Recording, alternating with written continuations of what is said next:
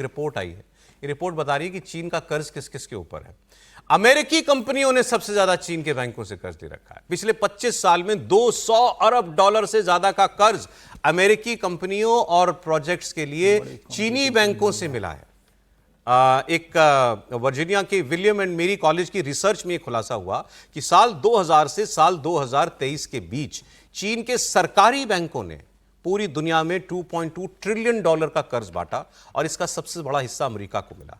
अब सवाल यह है कि बात अब तक ये क्यों दुनिया के सामने नहीं आई और ये पैसा जो है सीधा अमेरिका तक नहीं पहुंचा, शेल कंपनियों के जरिए, दूसरे देशों के जरिए रूट होकर के अमेरिकी कंपनियों तक पहुंच रहा है। और मैं आपको बताऊंगा इसमें ये पैसा बड़े सेंसिटिव सेक्टर्स के अंदर जो है वो अमेरिका के अंदर लग रहा है। और अमेरिका में अब ये बात उठने लगी है कि जो तुम्हारा सबसे बड़ा दुश्मन है उसको तुमने अपने घर के खजाने की चाबी दे रखी है एक तरीके से। समीर जी, सिर्फ ये अमेरिका ही नहीं है, रिपोर्ट में आया है कि इसके अलावा 2-3 और बड़े देश है जो चीन के दुश्मन देश है और वहाँ की जो बड़ी कंपनियां उसमें चीन ने बहुत सुनियोजित तरीके से अपना लोन देकर वहाँ पर एक अपना इकोनॉमिकली बहुत ज़्यादा वहाँ पर स्ट्रांग होल्ड करके रखा हुआ है। कहा यह भी जा रहा है कि जापान की कई बड़ी कंपनियों में चीन का लोन गया हुआ है, ब्रिटेन की कई बड़ी कंपनियों में चीन का लोन है। तो मुझे लगता है कि चीन ने बहुत सुनियोजित साजिश रची थी कि किस तरीके से अमेरिका की बड़ी कंपनियों को हम पैसा दें। फिर उन्होंने कम ब्याज पे लंबे समय तक का लोन देने का एक व्यवस्था सुनिश्चित की और बड़ी कंपनियों को अपने झांसे में लिया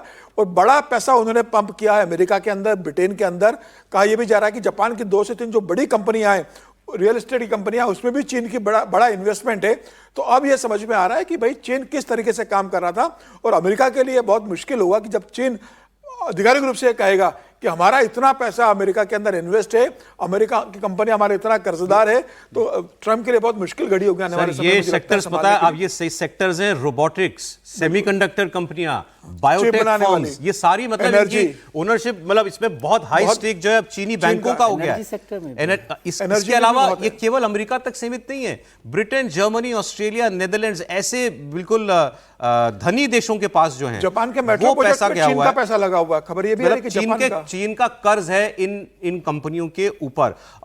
यूरोप की कंपनियों में, देशों में तो लड़ाकू विमान बनाने वाली कंपनियां, पनडुब्बियां बनाने वाली कंपनियां, रडार सिस्टम, मिसाइल बनाने वाली कंपनियां, दूरसंचार नेटवर्क, रेयर अर्थ मेटल्स का काम जो भी बाहर कहीं हो रहा हो और सेमीकंडक्टर में, इन सब सेक्टर्स में पूरी दुनिया में और विकसित दुनिया में पैसा लगा रखा है चीन ने। तो सर इससे ये तो चीन तो दुनिया पर एक तरीके से कंट्रोल कर रहा है। बिल्कुल, ये इसका एंगल है कि भाई पूरी दुनिया पर किस तरह से, क्योंकि आप जब इकोनॉमिक पावर के तौर पर सारे देशों की बड़ी बड़ी कंपनियों में इन्वेस्ट कर रहे हो, कर्ज दे रहे हो, तो इसका मतलब है पूरी दुनिया में वो धीरे धीरे हम सोचते थे कि पाकिस्तान, श्रीलंका के ऊपर इसको ये सवाल करना कि नहीं वो दुश्मन देशों को पैसा दे रहा है, ऐसा नहीं है ना, कोई वो घोटाला नहीं है, बल्कि वो दुश्मन देशों में कैसे एंटर कर रहा है इसको समझने की जरूरत है। फाइनेंशियल जो एक वेपन के तौर पर देखिए, फाइनेंशियल वेपन हो गया नहीं है कि जापान में आप जैसे कर रहे हो, अमेरिका में जैसे कर रहे हो, और धीरे धीरे जब आप कंपनियों पर आ जाएंगे, उनकी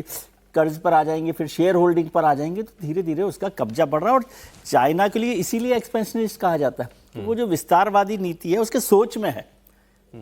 वो हर तरह से केवल मतलब सेना के रास्ते, समंदर के रास्ते ही वो नहीं कर रहा विस्तारवाद। ये ज्यादा खतरनाक है, ये ज्यादा खतरनाक है और इसमें चुपचाप हो रहा है, पता ही नहीं चल रहा है किसको कि कैसे आप। अरे हमारे यहाँ ये बड़ा कहा जाता है कि साहब आप इतना व्यापार करते हो चीन के साथ, लेकिन मतलब चीनी इन्वेस्टमेंट पर हमारी क्या पोजीशन है त्रिपाठी जी? नहीं, देखिए चीनी इन्वेस्टमेंट हमारे यहाँ बहुत ज्यादा था, अभी भी है, लेकिन हमारे यहाँ एक चीज जो अच्छी हुई कि समय से हम थोड़ा चेत गए, जैसे सिग्नलिंग है, जैसे आर्टिफिशियल इंटेलिजेंस है, जैसे सेमीकंडक्टर है, जैसे डिफेंस है, सेंसिटिव ऐसे सेक्टर्स को टेलीकॉम है, इनको हमने तय करके और उससे चीन को आउट किया। चीन की जो कंपनी थी हुआई, उसको हमने आउट कर दिया। चीन का इंटरनेट में हम दखल कम कर देते हैं। जो पेटीएम था एक समय में वो चाइनीज इन्वेस्टमेंट बहुत ज्यादा था, लेकिन दबाव ही था कि अब विजय शेखर शर्मा को उससे आउट होना पड़ा।